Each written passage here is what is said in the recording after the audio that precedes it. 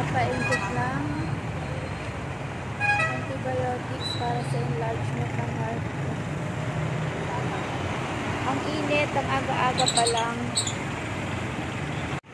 Papasok muna ako sa Mercury Drug. Bibili ako ng mga gamot na kailangan ko sa injection. Ayan.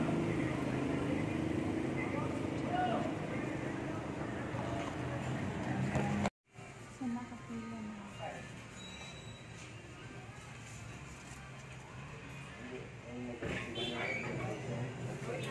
Dito sa Mercury, pipila ka. Tawagin ka na. Meron na akong ganito. Yung wala na lang. Tig-isa-isa lang. Ito lang yung meron ako na.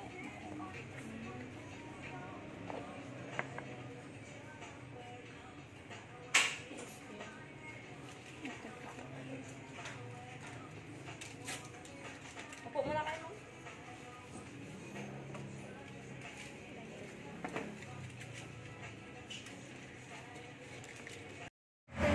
Antibiotic.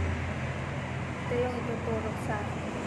Kailangan i-shake siya ng 30 minutes para malusaw siya ng talagang malusaw kasi pag buo-buo siya masakit siya i-inject.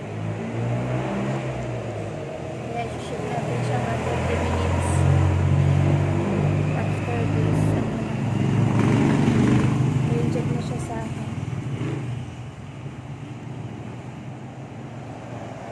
Ginamit mo last time kasi ang ano lang. Ito daw mas bawas po. Yan. Kanan.